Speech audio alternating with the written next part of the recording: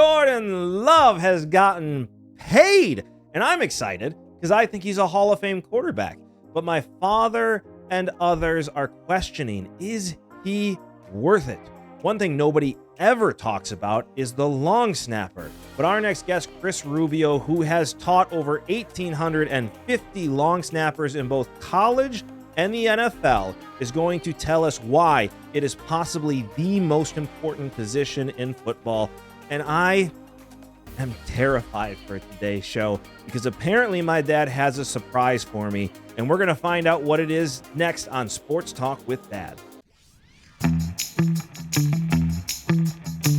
Welcome back to another amazing episode of Sports Talk with Dad. As always, my name is Kyle, and I cannot call this Sports Talk with Dad without the man sitting next to me, a man who was alive when the Chicago Cubs were still called the Orphans, my dad, Tim. I was not alive then, although I love the name. Oh, such a great name. The name, the story, it's great. But there are no jerseys. There's no jerseys. I really want an Orphans jersey. The fact that their manager abandons them, and so the newspaper starts calling them the Orphans. I love that story. So what was it like living in 1903? Number one, it wasn't 1903. It was 1903 Was to it? 1907. Okay. Wasn't alive then. My grandfather. Before that, they were the Colts. And then the There you White go. Sox before that. And then became the Cubs. Now the White Sox are the worst team possibly in baseball history. It's possible. It is looking really bad right now for them. I have a surprise for you. Uh-huh.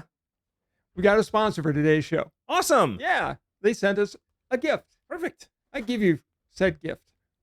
Open I don't like how you said said that. gift. No. Open it up. No. You have to open it. They're a sponsor. And you have to be nice. Dink Ninjas Pickleball. Talked to Joel. Told him we were tennis snobs. Told us we didn't like pickleball. He sent us pickleball equipment. Even sent us pickleballs. He's going to convince two tennis snobs that pickleball is more fun. Listen, I know sometimes we do things on this show that are, kind of a bit. I really didn't know this was happening. Like I said, he knows we're tennis snobs. I had a long conversation with Joel. He's seen this show, right? Yeah, he has. He knows pickleball is like short game tennis. It's all the drills I taught you when you were a kid. It's no man lands tennis. Exactly. It's service line tennis. Yes. But he knows I can't hit a serve anymore. And so I can't play serve and volley tennis anymore. He's going to convince me that pickleball will be a lot of fun and I'll enjoy it. He can convince you. No. He's giving it to us because you can't play tennis anymore either. I can try. I'm willing to try. I'll try now. I'll go back on a tennis court and try. My knee will hold up. No, it won't. It But will. We're going to play. I can't squat anymore, but I can sure play tennis now. No, you can't. We're going to go and play pickleball. Joel's going to come on the show next week, and he's going to convince us why tennis and pickleball can coexist, and it doesn't have to be hatred for pickleball just because tennis is one of the greatest games ever invented until they destroyed it with technology. It's a cool logo. It is a very cool logo. Dink Ninjas, don't forget the S.com. Thinkninjas.com. You know, How did you get this without me knowing? I have my ways. So this is the sponsor you found. So you go play pickleball. No, And I'll go play tennis again. part of the deal was he wants to see us play pickleball. Oh, you suck so much. I thought you- have to be nice now. Yes, you do. Because this is a sponsor of ours. This is a very nice racket. It's a very nice paddle that they used in Animal House to hit Kevin Bacon. Okay. Yes, Kevin Bacon's butt has never been touched by that paddle. But we're going to go and play pickleball, I'm going to drop the thing. and we're going to have fun Doesn't feel the same. because it's not the same. I don't know how he's going to convince us, quite honestly. We'll find out next week. Thank you, dinkninjas.com, for being a sponsor. Seriously, thank you very much, Joel. I really mean it. He's going to have a hard time convincing me that pickleball is a better game than tennis. Yeah. He really is, because you know my feelings, and I'm just going to... He knows. He knows, right? Yep. So tennis, obviously I was a big tennis player. You were a big tennis player. It is my favorite sport to play. The only reason we don't play anymore is because your back and hip can't do it, and my knee gave out. Right. I turned 30, and my knee had enough. I can't do the back and forth anymore. I can't play. But I'll try again. And we've been talking about pickleball for a while on this show, and we've teased pickleball a lot. A lot. I do think it's a poor man's tennis. I really, really do. We're going to find out. And this seems like the thing you brought on. So you get to go and play pickleball. And you get to go with me. Look, we live in a town that just built some brand new, beautiful pickleball courts. And we've been on this show making fun of it. What happened? Somebody wants to try to convince us to play paddleball, and that we'll have fun doing it. And you turned on me. I sold us out. And part of the deal is I have to play too? Yes. Thank you, Joe, from dinkninjas.com, for being a sponsor of this show.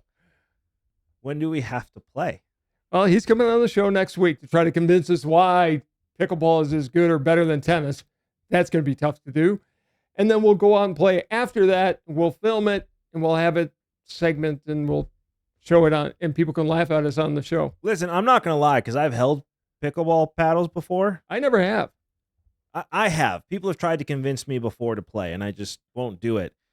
This does not feel like any of the other rackets I've ever held. You can tell this is quality. Like, right? This is a leather grip. Yes. Like, this is a tennis grip. Right. On this. And this quality is solid. Yes. He hooked us up well. It's pickleball. Because I've seen the cheap ones. Yeah, I've had people try and convince me with the Walmart racket. You know, you go, you pick it up, and they're like, hey, go out and play. One racket's the same as another. Knowing and you know as well as I do from tennis, not one racket is as good as another. The ones you buy at Walmart, you might as well not even play. We'll find out. We will find out. You suck so much right now. Thank you very much, Dink Ninjas, for being a sponsor to the show. DinkNinjas.com. This is a really good quality racket. I'm going to play with it. We're going to play. It's green. It's my favorite color. You played this well. You're going to stick me with the pink one? You get the pink racket. If I'm playing, I get the green racket. All right, I guess I can't. That's the rule. I guess I can't argue with that. You surprised me with this. You didn't tell me about this. If I would have known that, I would have only shown you the pink one and just given it to you. Thank you again, dinkninjas.com. They are a sponsor of this episode that I didn't know about. I guess we're playing pickleball.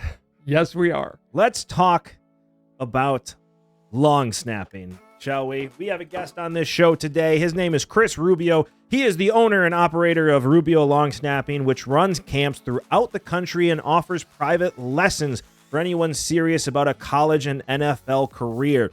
He has had over 1,850 long snappers go to college and the NFL. Chris has been featured in Sports Illustrated, The Wall Street Journal, New York Times, Deadspin, and also hosts the podcast Decades and the Rubio Method. Please help us welcome Chris Rubio. Chris, how are you doing today?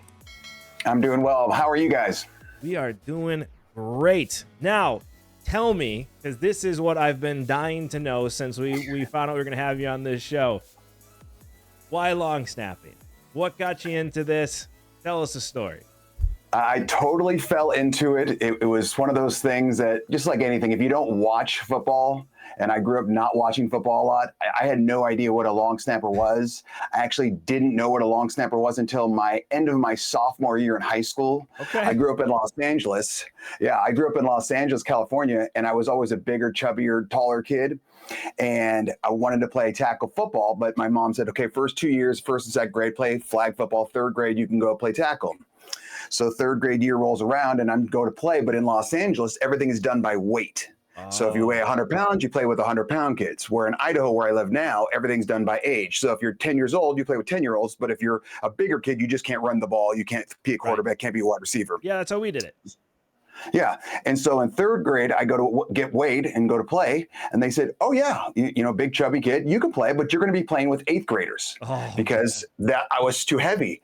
And I looked at my mom with big puppy dog eyes and just, I'm not doing this. And so I ended up playing flag football all the way through 8th grade because I just couldn't play tackle. I was too fat. And I was the biggest and the strongest on the team. So they made me quarterbacks because I could do shotgun, not move around, but just throw the ball farther than everyone, probably 15 yards. Right. And so I played quarterback, loved it, go for freshman year for football. And, you know, they just say, okay, the bigger you are, the better. It's fantastic. We got linemen. The coach says, Rubio, what position would you like to play? And I said, well, obviously, I want to be quarterback. That's what I've been for the last 8 years. And he looked at me, looked at my size. And I'm probably, 5'10", 5'11" at that point, probably 240, 250. And he goes, Rubio, you'll never touch a football again in your life. And ironically, I touch one pretty much every day now. Yeah. So I go out and play my first year. And I remember gearing up because I'd never been in pads before. And this was back in the old days when you had to stuff the pads in the pants and do the belt through the thing. And the helmet was like a cinder block on your head. And I remember getting in the locker room with all this crap that I didn't know what to do with. And I just sat there, and the guy next to me probably thought I was a weirdo because I was just watching him put it in. I was like, I don't even know how to do this. And so finally we get out there. My coach, the freshman year coach, was, let's just say, one of those coaches that loved to yell. And I'm one of those guys that I don't like to be yelled at. Just tell me what to do. I'm smart. I'll figure it out. If you want me to move this guy over here. And so they had me as like a tackle, guard, center, something like that. And I absolutely hated it. It was the worst thing ever. It was uncomfortable. It was hot. I was fat. I was out of shape. And I was just, there. I mean, I played probably like 5 total plays. And I told my mom halfway through the season, I'm done. I'm quitting. This is the stupidest sport in the world. I'm not playing. She says, Christopher, you got to finish the season. You'll regret it if you go quit. You start quitting things, you're going to quit things forever. I said, all right. And I remember after season I was done, I announced it to my family at Christmas dinner. And you would have thought I shot the family dog because my uncle was actually the varsity head coach. And so, what do you mean you're not playing football? Look at the size of you. Go, it's a stupid sport. I think it's dumb. So everyone is pissed off at me, blah, blah, blah. May of my junior year, I'm messing around with one of my buddies playing catch in his front yard, just throwing the ball back and forth. And all of a sudden he bends down, he snaps the ball. And I go, what the hell was that? He goes, that's a long snap. And I go, what the hell's a long snap? He goes, you didn't pay attention at all during the games? I go, I'm not watching that stupid sport. And he goes, I go, do it again. And so he does it. And I go, well, that's just an upside down quarterback going the wrong way. I can do that. And so I bent down and boom, just ripped it. And he goes, holy Jesus, you're phenomenal. And I go, I am? He goes, yeah, man, that's like the best snap I've ever seen. And so I did it again, boom. And he goes, yeah, you're really good about it. And I, okay, didn't even think about it. My junior year in high school, I kind of matured my body. I decided I'm going to try football again. We're standing with our toes in line during Hell Week. And the coach says, all right, we're special teams. Who can long snap? And I just sit there because I forgot what it was called. I just didn't even know what it was. And my buddy goes, Rubio, you can do that. And I go, oh yeah, that's the thing I can do. And so I get out there, snap it. And my uncle goes, holy hell, Rubio, you're phenomenal. And from there on, I just started doing it. And I got recruited because I had good grades. I was really big. Back then, you were allowed, when men were men, you were allowed to line up on the long snapper and hit them. Yeah. So I made it to UCLA. I was recruited by Columbia, Cal, USC, Pittsburgh, a small academic school, and UCLA. And I chose UCLA. That's amazing. So what got you to start the school, and how many players have you gotten into the NFL so far or into major college? Over 1,850 kids have gone to college in the NFL. I think last year out of the 32 teams, I think I had 14 of the guys. And it just kind of fell into my lap because when I got to UCLA, it was like a movie where they had, I think, 8 preferred walk-ons or something like that, all snappers, and they had all of you go down there. The punter's over here, head coach is here, assistant head coach is here. You're all going to snap to us. And I was just young enough and dumb enough and not to be worried. Like I didn't even think like, well, this is a pretty big moment. I better snap. Great. I just snapped the ball and it was great. And they said, all right, Rubio, you make it, but you have to learn how to 2-handed snap. Because remember, I was just a one-handed snapper. I was just an upside-down quarterback going the wrong way. And I go, hey, man, I don't know how to do that. They said, you've got 1 week to learn or we're going to cut you. So I followed the senior around, and that's how I created all my drills for my camps, because I literally invented them all. Okay. It was one of those things where I had to figure out how to get the speed, the power, the accuracy, all that, the consistency. So that's how I invented them. That's how I started running my camps. That's amazing. That is an unbelievable story. So you end up setting up this camp here. So tell us on the evolution of the camp. Right when my junior year in college, I hurt my back pretty darn bad. We'll just say there were some issues where I was first day at UCLA, I was 6'3 3/4, 293. Yeah. My last day at UCLA, I was 6'1 1/2. Wow. That's how much air got out of my back. And they said I crushed my L1, my L2, and my L3, and my L4 and L5 were hitting the nerve. Ouch. And you're 22 years old. You're just an idiot. I remember walking, not feeling my left leg, touched the stairs. And I was like, oh, this is just normal. I'm getting old at 22 years old. But then it finally did one turn and boom, it went out. And so my senior year, I just played with like a big giant wetsuit that would fit, Twiggy, to date myself a little bit. But it was one of those where I had to fit like 15 pounds of sausage into a 10-pound can. So it was disgusting, but it hurt, but I was surviving.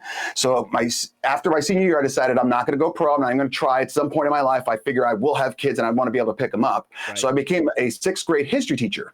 Absolutely loved it. It was fantastic. It was just me telling stories, blah, blah, blah. But about 4 years into it, my buddy, Chris Saylor, who runs Chris Saylor Kicking, and he was the kicker and punter at UCLA when I was there, he says, Rubio, man, I'm running a camp in Vegas. I need your help just to basically babysit some long snappers. There's only going to be 12. And I go, I don't know. And we go back and forth. And he finally says, I'll pay for your food, hotel, and flight. I said, you had me at food. I'm in. Let's go. Because I'm like over 3 clicks at this point. And so I go and I'm working with the kids, having a good time, 2 days in Vegas, blah, blah, blah. And there's about 12 kids. And he goes, you should do this, man. I go, do what? He goes, you should do log stepping instruction. I go, who the hell's going to pay for that, man? I got a sweet gig teaching. I was making like $37,000 a year, which was $1 billion to me back then. And I go, I don't know. And so all of a sudden, one kid reached out who ended up being my first long stepper I ever worked with, and he got a full scholarship to Duke. Wow. And it kind of one every 4 months to one every 2 months to one every 3 months to, it started growing and growing and growing. And then within a 4-year span, I couldn't do both. I couldn't do teaching and long snapping. So I said, you know what? I'm going to stop teaching and just become a private football coach, specialize in long snapping. And my mother looked at me like, you are the biggest moron I've ever seen in your life. And I said, now that I look back on it, I kind of think like, what the hell was I doing? Like, this is insane that I would do that. But it worked out. And, that camp that had 12 in it last year had about 250. That's awesome. So what makes a good long snapper? If I'm going to build a good long snapper, okay. If I'm going to build a long snapper, here's 4 things that I always look for. I always say this at every camp. Number 1, a physically large head. If they have a physically large head, like they can't wear a normal hat, that's a good sign. Number 2, if they have long arms, like they can file their nails walking down the street, that's a good long snapper. Number 3, a big butt. The bigger the butt, the better the long snapper is going to be. Because like if they're snapping and say, this is his head, this is his butt, the butt's going to get all his power. But if he's got that big fat head, it's like a fat guy in a teeter-totter. Fat guy versus thin guy, who wins? The fat guy wins. So boom, you drive that head and then the butt's got all the power. So big head, big butt, long arms. And my last one, a little bit dumb. I locked the long snappers at about a 2.7 to 3.1 because they're smart enough to where they can comprehend things, but they're dumb enough to where they're not overthinking things. So I love those. The dumber, the better. Oh, I love the dumb ones. Well, there's a reason I asked that, because the dumb one that sits across from me every episode. Wow. I mean, accurate, but ouch. Yeah. So he turned into a long snapper when he was a kid. The little bit he played football. And he went through some surgeries and had some of the same issues. But he could always snap the ball hard, fast, and in the chest every time. So we were out screwing around with the football, a week or 2 ago? Yeah, I didn't know I still had it. He almost knocked me over. We were 15 feet away, and he can still do it. He thinks he still can do this. I know you've got to... saying, I'm not big, I'm not fat, but I am dumb enough to get under a ball and to snap it back at somebody. Once you learn how to do it, it's like shooting a free throw. Yeah. That's all I'm teaching them about football. I'm teaching them, or basically basketball, I'm teaching them how to shoot a free throw. I don't care if he can dribble. I don't care if he can pass between his legs. I don't care if he can dunk, do an alley-oop, 3-pointer. I just need you to shoot a free throw over and over and over again. And that's what long snapping is. It's just form. Once you get the right form, holy hell, you can just dominate. Now, let me ask you a question, because we see this all the time, right? And we dealt with this with the Packers last year watching them, where long snapping became a big issue all of a Oh, sudden. And you think about it, right? Because it is just doing the same thing over and over and over again. How is it that these kids can long snap in college and then all of a sudden can't seem to do it once they get to the pros? well, there's two reasons. Number one, usually in college, they're not blocking anymore. They have the snap and release because they don't have to they can't line up on them, and they have to give them a count of one. In the NFL, everyone's blocking. So when I played at UCLA, I had to snap and block. So it was snap, block left, block right. And it was very, very easy for me because I did it from the time I was 18 until I was 23. Right. Nowadays, the kids are doing snap and they just take off. And now they have to learn how to block within like 3 months. They graduate, December, and then they have their tryouts, like say in March for a team. And it's very, very hard to do. It's one of those things when you snap the ball, say it's going 15 yards and you want it 0.75 or quicker from the time your body moves to the time it hits the punter. Yeah. At 15 yards, your head should be up by the time the ball is about 6 yards behind you. So you should be snapping and almost up in your stance before anyone else even knows what the hell's happened. So is there a difference between long snapping for a place kicker and for a punter? Obviously, the distance is a little bit different, but the basic motion. Yeah, for college, it's usually about 7.5 yards for short snaps. Pros, usually 8.5 yards, 15 yards for punt. Heels are on their 15 for the punter. And it's one of those things that the whole thing with short snaps is that you want it done within a time frame. All right. So you want from snap to kick should be about 1.27, 1.28, whereas a punt should be about 2.0. So punt snaps, I teach my guys to throw it to the Rubio zone, the lowest rib to mid thigh, armpit to armpit. I call that the Rubio zone. And it should be 0.75 or quicker. PATs, there's no real speed, but you want to be able to time it up. And it's more consistency and fluidity and smoothness to where, rotates 3 to 4 times and boom, the laces are out. It's very easy to teach once the kid has the consistency. So where is the biggest point of failure for these guys that we saw in Green Bay all year last year? Their mind. 100%. It's the mental aspect, because it's like the yips in putting or golf or anything like that. Once they make one mistake, because it's such a difficult position. I argue with people all the time about this. A quarterback has 10 touchdown passes and 2 interceptions. He's the world's greatest. If I have 10 perfect snaps and 2 bad ones, I'm fired. You know what kind of pressure that is? And basically, we're a 4th down quarterback. That's why coaches recruit us, because they want 100% completion rate on 4th down quarterbacks. And everyone, oh, that's stupid. Oh, really? If I gave you a quarterback that could complete every 3rd down that, say, was 10 to 30 yards, would you take that guy on your roster? Hell yes, you would. If he was 100% completion rate, you would 100% take that guy. If you didn't, you're an idiot. Okay, and that's the same thing with long snapper. There's so much mental aspect of it, and it's harder in college and the NFL because you're not playing another position. In high school, it's easier because you don't have time to think. You're usually just not, quote unquote, the long snapper. You're more of a lineman, linebacker, tight end. Hell, I have one long snapper who's a great one out in Missouri. He's his quarterback. He's the quarterback. So he's, done a 4th down. Oh, Jesus, I got to go snap. Okay. And it's one of those things where you don't have time to think about it. It's almost like being a reliever in baseball. 100%. Or a pinch hitter. 100%. Now, how much science goes behind this with long snapping? Because, you look at the layman, I'm a 30, almost 35. I'm not 35 yet. Old man. I'm like, man, I could do that. This looks easy. Obviously, it's a little bit more difficult than that. So what's the science behind this? What are you teaching these kids to make sure they can be that 100% quarterback on 4th down? I'm teaching them to use their entire body to get max speed on the ball and make sure they hit the right release point. I don't like to and I've had some parents and some kids try to get too technical. And I always say this, we're not solving cancer. Snap the dead animal really fast. That's all you got to do. And the more I dumb it down, the better it is for them. And it makes them understand it more. So instead of just saying, okay, I need you to follow all the way through, I say, I need you to follow all the way through to where you could take a dump on your wrist when you're done. Oh, now I understand. Okay, and now when snap and release, my language, man. I'm so happy you're on this show. Yeah. If it's a snap and release, okay, I don't want you to snap go. You're not a long runner, you're a long snapper. So what I teach them is I need you to snap, sit like you're on a cold toilet seat. Whoa, my God, get up and go. That's what you want. Okay, when you're snapping to follow through, put your nose into your butthole. Simple. Seems easy enough. Hand, it butthole. That's kind of how I taught tennis. Yeah, you got to make it easy. Chris, Well, so I have to say, this sounds too simple. I think I can do this. You can. I can. I don't think he can. Yeah. I can. He just told me I could be an NFL long snapper. In December, I'm going to be in the Midwest. You guys All right. come down from Wisconsin. We'll get you into the dome, I'm in. right there in the Rosemont Dome. Know it very right well. And I'll work with you, and I'll bring you in front of the entire group, and I will make you snap the ball. You heard it here first. I'm going to be an NFL long snapper at 35 years old. It's going to happen. How tall? How much do you weigh? How tall are you? I am right now. I'm 226 feet. You're a little short and you're a little light. All right, we'll kill my dreams early. That's fine. No, you got Johnny Weeks. Johnny Weeks is out at what's it called?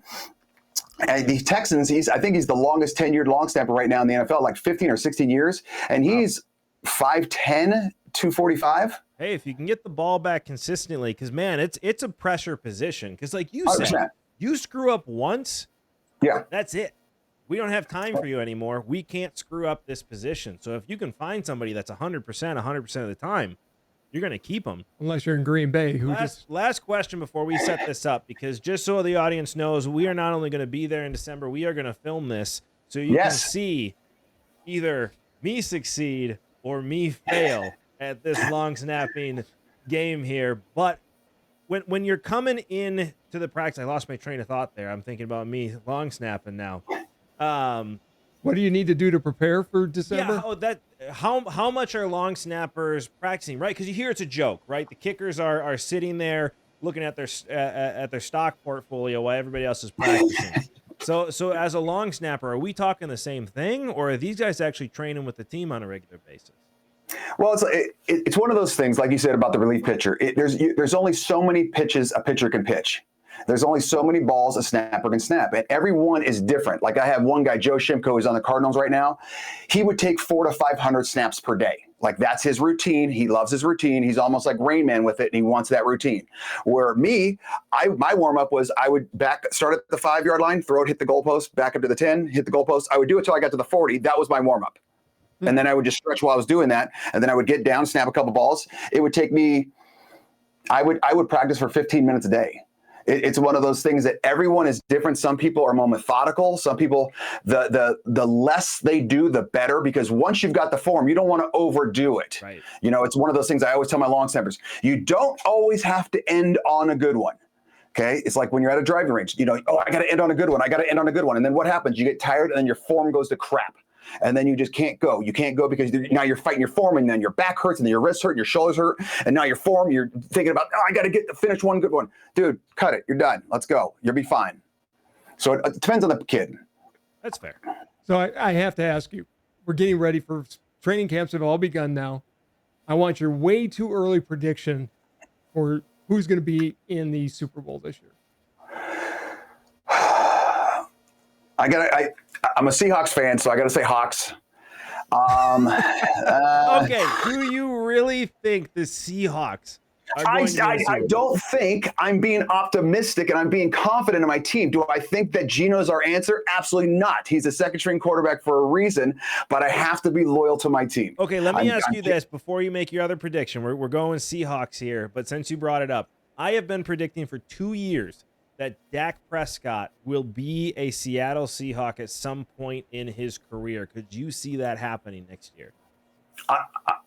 I would welcome him. I don't like the Cowboys, so I'd have to wipe that tarnish off. Yeah, right. But it would be one of those that I was shocked that we did not get a quarterback this year and just made a trade, blah, blah, blah. I was like, come on, man. Geno's, I mean, he's a good guy.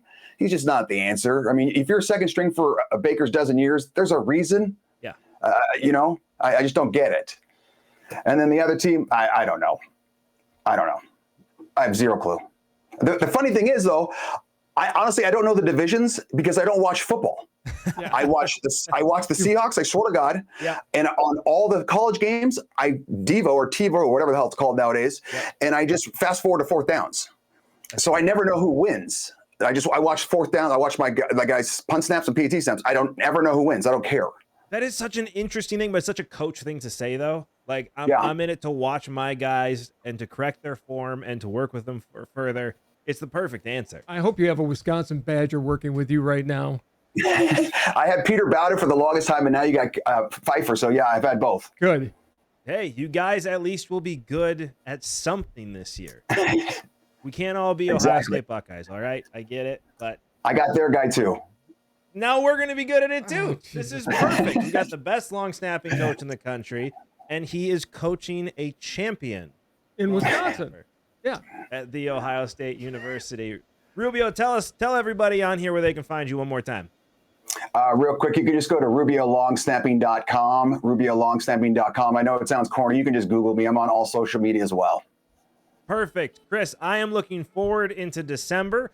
We're going to film it. We're going to post it. You're going to get to meet either succeed or fail, so we will see you there. We will have a good time, and you will succeed. I promise you. Thanks, guys. All right, Looking we'll talk forward to soon. it. Thanks, Chris. So you heard it. I'm going to be an NFL long snapper. I don't think that's what he said at all. Let me live my dream world. I will say, and I have to admit this, when we were just messing around out in the yard, you were deadly accurate on the 10 or 15 we did back and forth. I've always been able to long snap. I found it. I mean, I went to Packer camps You did. where I had former NFL long snappers tell me I could do it. The problem is I was 140 pounds. Yes. You know, I mean, in high school, I was 5'9" and 140 pounds, and I've never been bigger than 240. You know, that's at my largest. So I've never been big enough to do it. But as for the art of long snapping, I actually have a huge appreciation for it because he mentioned the two-hand long snapping. That's how I was taught. And it really is a different way. You have to really get the spin under it. And I'm excited for him to coach my technique and show me how to do it. And I can't Tell wait me I for him could to laugh at your be an technique. NFL long snapper. I want him to laugh at your technique. It's going to be interesting because I've only ever really done punts for long snapping. That was my forte. As kids, you don't kick field goals very often. Right. And so I never really got the chance. My teams always went for two whenever we scored. And so I never got the opportunity to kick for field goals, which is going to be fun. But for punting, I think I got this one down. I was just fascinated by the fact that they are two separate disciplines. Yeah, for sure. Because you'd think it just goes back. So I'm excited for December. We're gonna be there. We're gonna have the camera crew ready to go to film it. I'm just excited to learn. And he stroked my ego, which you know how much of a fan I am of somebody stroking my ego. Now I'm even a bigger fan. Yeah. Chris is just an abnormally nice guy. No, he meant what he said. He said, I can do it at 35 years old. I'm going to the NFL. Cheers, Chris. I appreciate it. I don't think anybody who watched that heard that once. Probably not. You're a legend in your own mind. Which Hey, is at least I'm a legend somewhere. I do. we know wanna talk real about reality here. Yeah, let's talk about some real, legendary contracts. Jordan Love, highest paid player in NFL history. 155 million guaranteed, 75 of that guarantee being a signing bonus that was deposited to him, I'm assuming just the other day. Saturday, I think he signed. Saturday he signed. I don't know when they get paid in the NFL, but from what I've heard, it's Tuesdays. Either way, he all of a sudden has a very, very nice paycheck. That wedding he's about to have, I think, just got a little bit more expensive. How upset do you think he's going to be, though, when he gets that money deposited in his account and he sees all the taxes that are taken out? Man, that is a That's conversation got to be for painful. a different day. I think this is great, but we obviously in our pre-production meeting, it actually turned into a bit of an argument here. Yeah. We had to stop because we had a show going on. I think this is an outstanding contract. He's worth every penny of this. The last 9 games, he proved he is the best quarterback in the NFL. He was the best quarterback for the last 9 games. I just wanted to see more, and we talked about it last week, that the Packers did this to themselves. The Packers 100% did this to themselves. Because here's the thing. If they, like we talked about last week, if they just would have signed him to his 5th-year option rather than getting cute, this isn't a conversation we're having this year. No, he's playing this year for $25 But million. here's the thing. They just got him on a steal for what he would have been paid next year. Because he's going to come out this year, and he's going to light it up, and he's going to take us to the Super Bowl. And you're going to be really happy you're paying him $55 million. I hope all of that is true. It's going to happen. When am I However- wrong on this show? I've been wrong about one thing, which was the Bronny Bronny James thing. And that's only because the NBA sucks and they heard me and they just did it on purpose to mess with me. The one thing I will say about this contract is it is somewhat Packer friendly because the signing bonus is up front. It's not part because of the signing bonus. I don't think it counts against the cap. We've got 155 guaranteed, but this is really a 2-year contract because by the third year, if he's lighting it up, right, the number 6 is going to be involved. Well, it's no different than what Kirk Cousins just signed. It's 2 years guaranteed, and then you go from there. And let's be honest, he's young. This is going to be renegotiated because the cap number is going to get huge after a couple of years. So, yes, this is going to be a 2-year contract, and then they're going to pay him even more because he's going to prove he's a Hall of Fame quarterback. He comes out from this and starts just hitting dimes in camp. He hit Watson. He hit Dobbs. He hit Melton. He hit Reed. I mean, this is a team that's ready to go. You have your star signed, and we're about to go back to back to back Hall of Fame quarterbacks in Green Bay. While Kansas City is trying to go back to back to back Super Bowl titles. They are. It's not going to happen, man. It's not going to happen because Green Bay has shown up. Green Bay is a place where you go to win. And I got into this argument the other day, by the way, and I want to know what you think about this too. Okay. Because I got into an argument with somebody talking about dominance. And I have said that over the last 10 years was this conversation, the Packers have been the most dominant team in the NFL. Well, if you go back the last 30 years, they're the second most winningest team in the NFL. But they only have 2 Super Bowls. They do, but in the NFC, they are the best team that has been out there. The only one that's ahead of them 5 NFC championships. The only one that's ahead of them is New England. So here's my question for you. Since 2010, which teams have the most wins in the NFL? New England. New England is number 1 at 154. San Francisco. Nope. Really? San Francisco is not even in the top 10. Or they're 10. I guess they're Green Bay is obviously on the list. Green Bay is on the list. Minnesota? Come on. Dallas. They are 8th. Okay. Seattle's had a bad couple years. Seattle is 7th. Okay. I don't know how long the Rams have been good. No. Not even. Kansas City. Kansas City's number 2 on the list. Buffalo's 11. They're not even in the top 10. Wow. I don't think Miami's on the list. Miami's not on the list.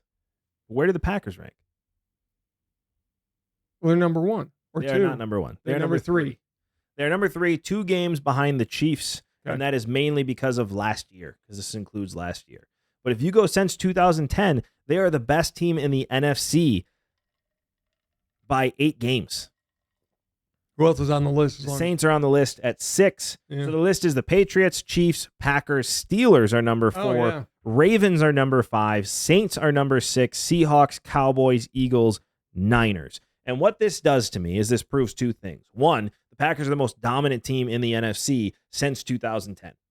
They've had the best quarterback in football, arguably, one of the top 2, certainly, since 2010. They have, and they've been absolutely dominant. They've been to 5 NFC championships, which to me, every year they're a top 4 team. Every single year. They haven't gotten over that hump except blown for it once. in the playoffs. They have, but this is about being a dominant team. The Packers are a dominant franchise. They can continue this dominance with Jordan Love, our next Hall of Fame quarterback. I will give the Packers credit for the fastest rebuild I've ever seen. And a lot of that has to do with Goody he was not a good drafter. He figured it out. I'm saying that right. That's perfect. Up until the last 2 years. Correct. Where he just hit on pick after pick after pick at the skilled positions. He really carried over a lot of the skill positions from previous regimes, and that's what got him through those bad years. And then the last couple of years, he's really hit. You know what the Packers have been good at since the Favre years? Draft and develop. Yes, but more than that, their offensive lines. Yes, a big part of that dominance is their offensive line. They have mash units on that team year after year, and they somehow figure out to plug and play somebody else who steps up and is just as good as the guy you replace, or at least good enough so the guy defense can't get around. We've had 2 offensive line coaches, and they've turned out to be the best offensive line coaches in the league each time. But what I'm saying is, and this is what proves it even more, you look at the NFC, and the NFC has, who do you have? You have the Saints. I mean, that's it. And they're at 137. We're at 142. Well, what is that's a pretty big difference. What did the Saints have up until 2 years ago? A great quarterback. Right. And then you have the Seahawks, the Cowboys, the Eagles, the 49ers. And so this also proves to me, which I've said for a long time, the Patriots have done great winning championships, right? They've done absolutely outstanding at winning championships. They haven't had to go through anybody to get there. Because you look since 2010, and if I go back to 2000, I bet you it's even worse. You have the Chiefs, who have really won the last 5-6 years. Yes. I mean, that's about it. A lot of these wins come from the last 5-6 years. And when the Patriots were going through their peak periods, there was nobody in the East. Right. You have the Steelers, who have been up and down, and you have the Ravens, who have really just been dominant recently as well. So the Patriots, the rest of it, you don't get to another team, to the Bills, who were complete and total garbage until recently. And then you have the Colts, who were really just there in the beginning. There's been nobody to really face, and the Patriots have had a much easier path to championships than the Packers ever did, which to me means the Packers are a more dominant team. Until they get to the playoffs, and especially to the NFC Championship game, where they lose over the NFC Championship? Do they lose? That's like saying the Bills weren't dominant in the early 90s. The Bills were the most dominant team in the early 90s. They did something that will never happen again. They got to 4 straight Super Bowls and lost 4 straight Super Bowls. But they got there. They're still dominant. Just because you didn't win doesn't mean you're not a dominant franchise to get there. So what I'm telling you is the Packers, over the last, especially decade, and over the last 30 years, have been the most dominant team in the NFL. With 2 consistently. Yeah, and they've got 2 Super Bowls. It's not the point here. You are supposed to be on my side. I am. They've been very dominant, and they've been a fun team to watch since 1992 when Favre got there. And Wally pipped NFL. Don Mikowski. Let's see. Since 2000. Let's see the wins since 2000. Oh, God, those are the Mike Sherman years. Don't make me look back at those. Guess who's number 3 again? Who's number 1? Patriots. Patriots number 1. Number 2. Steelers. Okay. They're really good for a long time there. And the Packers are still at number 3, followed by the Ravens, then the Colts, then the Eagles, then the Saints. In the NFC, the Packers have 12 more wins than second place. That's a lot of wins to have above competition. The most dominant NFC team since 2000. The biggest mistake the Packers ever made was not hiring Andy Reid. I would argue it's firing Mike Holmgren. Well, okay. They didn't fire him. He went to Seattle. Okay. They said, no, we're not going to give you the GM and coach position, and then he walked. I'm surprised they haven't done a 30 for 30 on that. It's my biggest question. It's the one interview I want more than anything else, is Mike Holmgren talking about what the hell happened in 1997. Because if Ron Wolf would have looked at Holmgren and said, look, I'm going to be a GM for another year, and then it's yours. That's all it was. That's all it was. It was another year, and then they hired Mike Sherman and gave him the coach GM position. Big mistake. So why wouldn't you keep a guy who just won you a Super Bowl and took you to another? And who went to Seattle and took that team to the Super Bowl. And built a Super Bowl team. What's the ego drive here? What happened? I'd love to hear Elliot Wolf's side of the story, because that's his grandson. I want to hear Mike Holmgren's side of the story. I'd love to hear from Brett Favre. I'd love to hear from a lot of people that were in the building that can tell me what the hell happened. Why did Mike Holmgren leave? And with Ron Wolf knowing I'm done shortly after this. I'd like to hear from the Harlan family, because I'm sure Kevin or somebody knows the story. There has to be a story here on why he left. But if you look at the record since 2000, including the absolutely terrible, ridiculous Mike Sherman years, they are the most dominant NFC team, period. the other way to put that is you have never had to live through the pain I did. I had a 4-12 season. You were how old? Well, that was during I was Favre's year. Middle school. Yeah. Okay. And then we got AJ Hawk. One. And you we had still a had- losing season when Rodgers was here. Yeah. once. One. And we had another one with Rodgers. But it was a rebuild year. You had Brett Favre. You had Aaron Rodgers. And now you've got Jordan Listen, Love. I had one terrible season, but it was the most spectacular, entertaining season of all. I watched Brett Favre throw 5 interceptions in one game. Yeah. And that was awesome. I- We were going to be bad, and if you're going to be bad, you might as well be spectacularly bad. And they were. And we were spectacularly bad. And that was because Mike Sherman completely decimated that team. He did. It was just a bad team. He never should have been allowed to wear the GM hat, but that's neither here Do you nor there. agree with me now? The Packers, most dominant team of the last 30 years, besides Yeah. the Patriots. This is a side note, but I was talking to a friend of mine who was railing again. He goes, they got this to the playoffs, and Jordan Love threw an interception. I said, yeah. And he's going, he looked so bad in that fourth quarter. I said, how long did you live through the Brett Favre years? We've seen this before. This is not new. Favre was, I've always said this, Aaron Rodgers is the best quarterback to ever play for the green and gold. Brett Favre was the most entertaining. Brett Because Favre, with 2 minutes left, you were either going to win that game in a spectacular fashion or you were going to lose that game in a spectacular fashion. like the Giants game, or 4th and 26. Well, that wasn't as spectacular because Favre didn't have the ball. That was just sad. How many times, and this is the real question Threw I an have interception on for you. This is 4th. the real question I All have right. for you. How many times did the defense cost the Packers going to the Super Bowl? Because that's the reality of the situation. There were times. They cost us last year from going to the NFC Championship. They cost us in that Giants game because Brady Papinga, if he just fell on that ball, Yes. we're going to kick a field goal and we're going to the Super Bowl against the Patriots. If you look at the Seattle game, the Don't- defense don't cost us make that game. The special teams cost Okay. us. Special teams and then defense as well.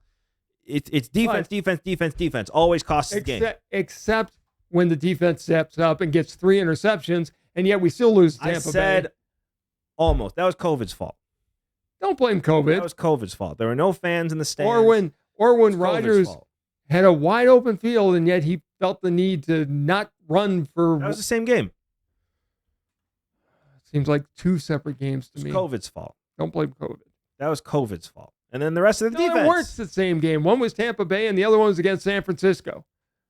That was COVID's fault. No, It wasn't. Don't- it wasn't. It don't wasn't make me Aaron feel Rodgers' like fault. you can't say that. That's not true. When you go 3 and out, 3 and out, 3 Tampa and out. Bay wasn't Aaron Rodgers' fault. It was COVID's fault. San Francisco was the defense's fault. Jordan Love hasn't lost either. That was the defensive fault. And you can't argue with me that was not the defense's fault against San Francisco. I'm not. That was one player's fault on the defensive side with Darnell Savage blowing coverage, missing a pick 6, and missing a big tackle. Granted. So our quarterbacks don't lose, okay? Our defense loses. Well, that's spoken like Jack Nicklaus. He never missed a putt. He never 3-putted. Packers quarterbacks never make a mistake. Not once. Wrong, but okay. They made one mistake, maybe one. But it didn't cost us the game. Defense should have had 4 interceptions. Okay, the Tampa Bay game might have been Aaron Rodgers' fault, You think? Okay.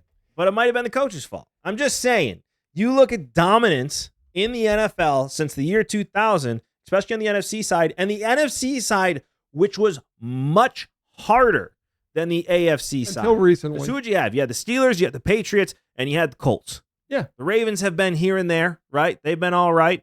They got some lucky plays in there with Joe Yep. Flacco, and Lamar Jackson's been all right, but he doesn't win the playoffs. So you've had the Patriots, the Steelers, and the Colts, and the Colts weren't even there for part of it. So they had a much easier path. Through the NFC, you had a plethora of teams. You had a plethora of quarterbacks you had to get through. So the Packers, being where they are in the head of the NFC, is much more impressive than anything Okay. else. The most dominant team in the NFL in the last 30 years. I think Jordan Love, should he play up to the capabilities, which we know he's capable of now, I think he's going to be much more cut in the Tom Brady mode. Yes, I want a good team around me. He's a different breed of quarterback. He's a different cat than we've had there before. Yes. Because Favre and Rodgers, especially at the end, they're taking every dime they can get. And I don't blame him. I never played Favre. I wouldn't say that about Favre. Favre wanted to win. That's why he wanted to go to Minnesota. I know. Packers didn't want him. He also wanted the money. Was it more about the money or more about winning? 6 and 1, half dozen of the other, especially after Rodgers got there. Rodgers was definitely about the money in the end. Yes. He got real tired of the Packers. And look at the games they played with Jordan Love to finally get to this point. They should have signed him back in May. They shouldn't have messed with his contract. Yeah. He was getting annoyed with the game, so he's like, $50 million a year is what you need to do. And they signed him to it. And he got us to 2 NFC championships. Worth it. Okay. Now he's going to go to the Super Bowl with the Jets against the Green Bay Packers, where Jordan Love is going to assert his dominance, prove he's a Hall of Fame quarterback, and just keep on trouncing to the gold jacket. And then 15 years from now, we're going to have a new guy, and he's going to be a Hall of Fame quarterback, and we're just going to continue this path. Okay. Now we have officially went into La La Land. How can you say it's La La Land? We've done it twice now. We don't know what's going to happen the next time. We went from Brett Favre to Aaron Rodgers, Jordan Love. Jordan Love's done it for one half of 1 year. I want to see more yet. I am not crowning their ass, to use a old Dennis Miller coaching line. One of the greatest lines of all time. Yes, it was. If you want to crown their ass, crown their asses. Right. Crown. Jordan Love, Hall of Fame quarterback. We'll see. I hope he is. Considering how I felt after the Kansas City game 2 years ago, yeah, exactly. I'm pretty excited by this. I said after the Philadelphia game, we got ourselves a quarterback. And last year, once LaFleur took off the reins and just gave him the offense, we found out we got ourselves a quarterback. That's true. And now, but I will say that this is very interesting because Brett Favre was his own animal. Yes. Aaron Rodgers was his own animal. And Jordan Love is showing very much to be his own animal. He is. We're going to see things that Aaron Rodgers didn't do. We're going to see things Brett Favre didn't do. What we haven't seen is that hard count yet. Give him time on that. And you know what they all three have? Tom Clements. Yes. Favre didn't in the beginning. No, but but yes, Favre had Tom Clements at the end. Aaron Rodgers had Tom Clements, and the Packers bring back Tom Clements after that Kansas City game. Yes. And all of a sudden, Jordan Love is a quarterback. So Tom Clements should be a Hall of Fame quarterback coach. What do you think about that, by the way? That's a real question I have for you. I know I'm squirreling out here, but if number one, should they don't. Assistant coaches be Hall of Famers? Yes, I think some should. Buddy Ryan, for what he did with the 85 Bears, probably a Hall of Famer. And with other defenses, don't forget the Philadelphia defense was great, and his coaching tree came from Herm Edwards. Yeah, from there. He was great, but he didn't win in Philadelphia at that time. No, he didn't, but he won as a defense coordinator. Wade Phillips. Another one. Leslie Frazier. Look what he's done as a defensive coordinator. Those are all guys who could be considered. They never will. But Tom Clements seems to be in a special category because he is the quarterback whisperer. Yeah. What he does with greatest quarterback coach of all time. He's certainly in the, I don't know who else would be on the list. It doesn't matter. He is the list as far as I'm concerned. That's what I'm saying. He just had 3 Hall of Fame quarterbacks. So should they have, because they don't do it in any sport. Assistant coaches don't call it, you have to be a head coach. Right. And I honestly think that's a little ridiculous because you need specialists in certain places to make a team great. You can't just have a head coach. You got to have assistants that also know what the hell they're doing. The problem is, who would evaluate that? Me. I'll do it. I will take up that challenge. Take away. Okay. Wade Phillips, a Hall of Famer. Buddy Ryan's a Hall of Famer. Leslie Frazier's borderline Hall of Famer. Buddy only did it for 1 year. Wade Phillips, you can argue, did it with several teams. Are you saying Buddy Ryan's not a Hall of Famer? No, I don't think so. He had one. I mean, he had the 85 Bears. Wade Phillips is better than Buddy Ryan? Longevity was, yeah. He did it with more teams. I mean, Buddy was a great coach. I'm not on Bears fans' side with a lot of things, but how dare you? How he was a dare coach. you? He was a co-head coach of that. I'm just saying, Tom Clements, if you have 3 Hall of Fame quarterbacks as a quarterback coach, that's damn impressive. He'll be in the Packer Hall of Fame, which some people say is better than the Football Hall of Fame.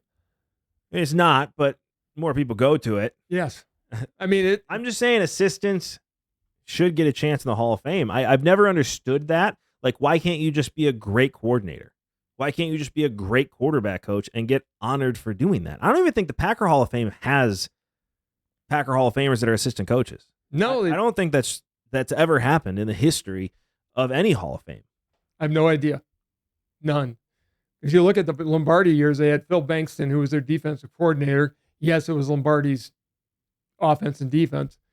But when he became a head coach, he did nothing. Then again, all his players were getting really old. It would have been really tough to do anything with those teams. It would have, but an assistant is just as, Sure, in some cases, if not more, of an important position than a head coach. A head coach runs the thing and should get all the credit for running the whole entire thing. But you don't succeed without the assistants that are helping you along the way, especially when it comes to the development side of things. Look at Joe Barry. He proved that for several years. That's probably the biggest improvement I've seen with the Packers. I think Hafley is going to be a good defensive coordinator. The defense seems to be real excited about it. They've been lighting it up in training camp. Granted, it's against a quarterback that probably won't be on our roster. Do you realize the Hall of Fame game is this Thursday night? Coming up quick. Now, the Bears aren't going to play anybody. No. So, and I know, well, they may play some. I know Houston's not going to play any starters. So C.J. Stroud's not going to be there. No. None of them are going to be there. The Bears may play. They're going to play Williams for at least a little bit. Caleb for a little bit. It's going to be an interesting season for the Bears, and we're going to save that till next week's episode. But it's going to be real interesting. But you and I have had a heck of a show, and before we go on to the last word, I do have to come and bring this up again and say I need to flip it the right way. There you go. Thank you very much to dinksninja.com for sponsoring. Dinkninjas.com. Dinkninjas.com. This is why you need to tell me. I'm not blaming you for that because this was just dropped on you. You need to tell me ahead of time so I can get the sponsorship name right. Got it. Dinkninjas.com for all of your paddleball needs, which apparently I am going to be playing very soon. So thank you, Joel, and the dinksninja.com team, because this actually is a really nice racket. It is. This actually feels really good in my hand, and I am excited. But as you all know, you cannot have a conversation with your dad without your father getting the last word. So it is all you. I've admitted on the show several times, I love the Olympics. I can't wait for them. I remember Mark Spitz winning all those medals, Eric Heiden winning 5 speed skating medals the same year that the Miracle on Ice was there, Simone Biles, Michael Phelps. Loved it all. Got to be honest with you, I haven't watched even a little bit of it because I was so turned off by the opening ceremonies. Now, granted, they've come out and said that the drag queens and what everybody saw as the Last Supper was really based on a Greek wine ceremony of some kind. They can say that all they want. When they were sitting there, it looked like the Last Supper, and they slapped 2 billion Christians in the face. And the only way I have to protest a little bit is to not watch. I check on the athletes all the time to see how everybody's doing. Katie Ledecky is doing well. Great to hear. But I can't watch. And it's making me very, very sad. But these Olympic committees need to start to think a little bit before they do these kinds of things. They can be as inclusive as they want. That's not going to offend anybody. It may offend some, but it wouldn't offend me. But having something that looks that close to the Last Supper was a huge turnoff for me as a Christian. I think it would be for any of them. And some of the outpourings in Paris, where they drew huge crowds to sing Christian hymns, was great to see. Don't attack any religion. Respect them. And realize that these people have a deep faith, whatever it is. My prayers go out to the families of those who lost children in Israel last weekend. I was mad at the Olympics when they didn't have a moment of silence for the 50th anniversary of the assassination of all the Israeli athletes back in Munich. I watched every minute of that coverage. It was one of the saddest things you'll ever hear. Paris offended Christians in a different way, and it never should have happened. Hopefully they'll fix it, because next time the Olympics roll around, I want to be able to enjoy it and watch it. That's it. Thank you, as always, so much for watching. This has been Sports Talk with Dad. We'll see you next time. Bye, everybody.